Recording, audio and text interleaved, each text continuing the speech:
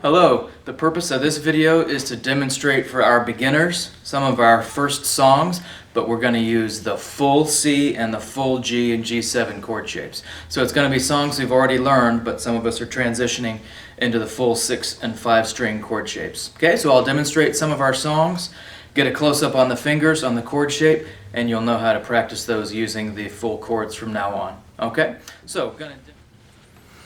so we have been using these one finger shapes for the C chord. We've been putting first finger on the B string and strumming only the top 3 treble strings, G, B, and E,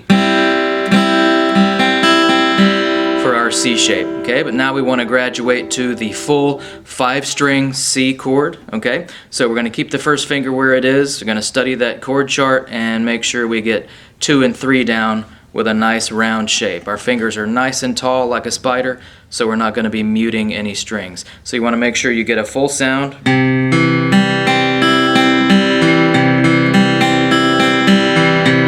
Up and down every note of the chord when you ring it. Okay? So the full C chord is going to start on the A string, under the 3rd finger.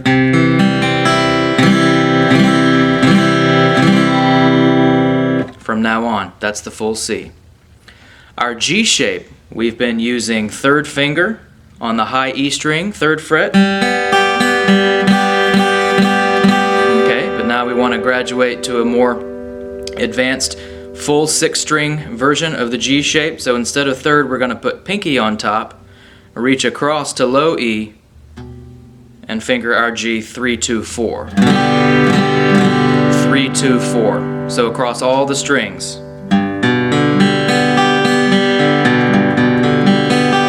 Nice, clear, open, ringing sound. That's the big 6-string G shape. Okay. For G7, we simply do a finger switch right here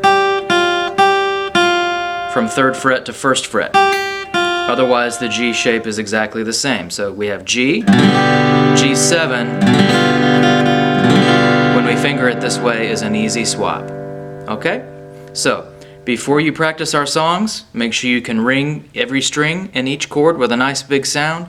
Use our TED system for some early, easy transition practice, and then make sure you're strumming our songs in rhythm. All right? So here come the demonstrations. Okay. So going to demonstrate first of all, Rain Comes Down.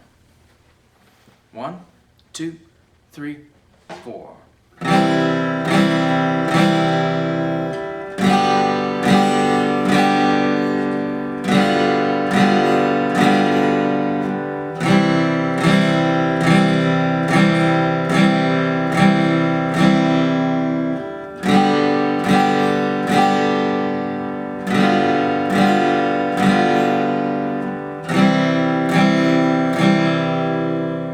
So we have some of those quarter rests there. We have some of those silent beats on count 4 at the end of some of those measures, but we just want the chords to ring through. We want the strings to vibrate all the way through the chord. We're just going to take a little bit of extra transition time during those rests. Okay? So Rain Comes Down one more time with the full C, G, and G7 chord.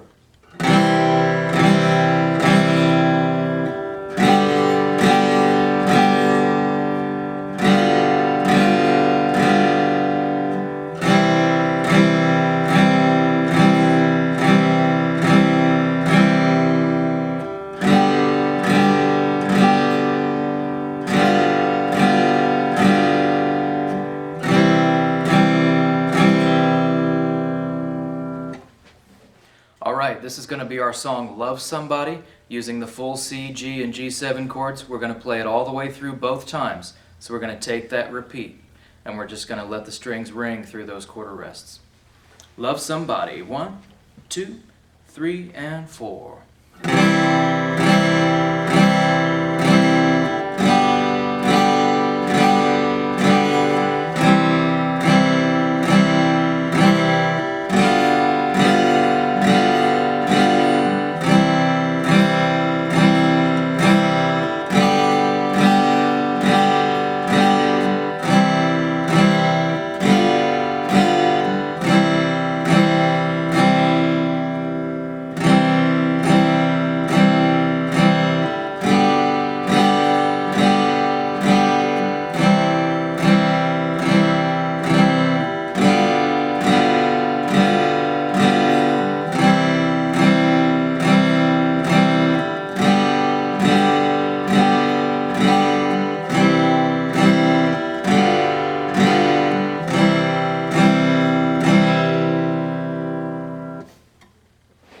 Okay, now we're going to demonstrate using D7 with other chords. This is on page 33 in our book. It's going to be those 3 exercises that use the D7 shape.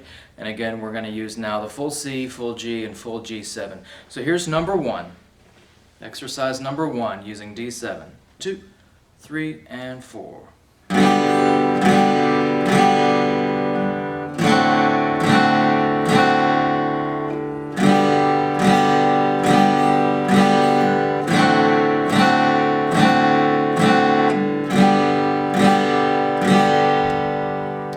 This is number 1, 2, 3, and 4.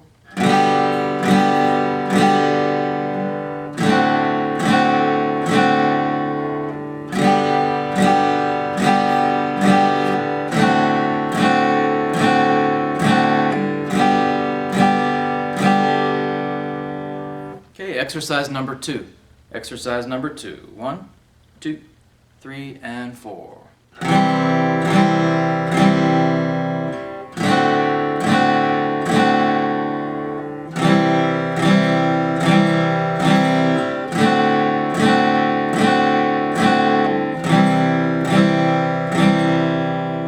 On number 2, between C and D7, first finger stays planted on the B string. We've got an anchor finger between C and D7. One more time. 2, 3, and 4.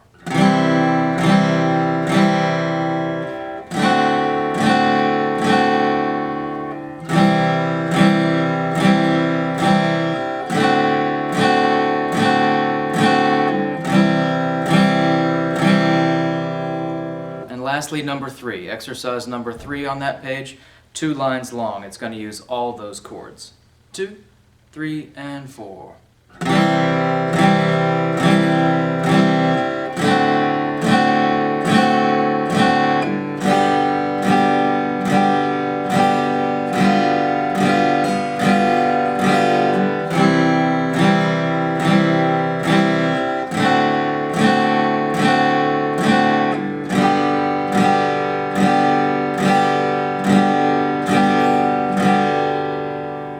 I'll play number 3 one more time. Remember, we've got G to G7. So on the high E string, it's just a finger swap there. Okay? Number 3. 2, 3, and 4.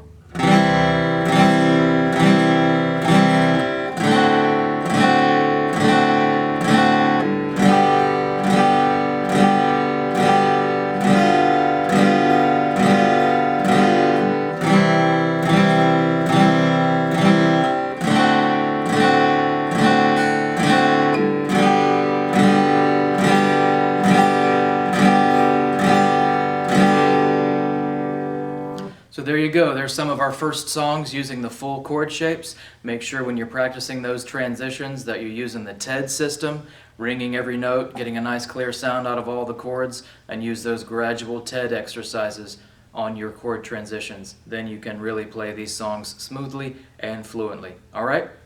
Get to practicing.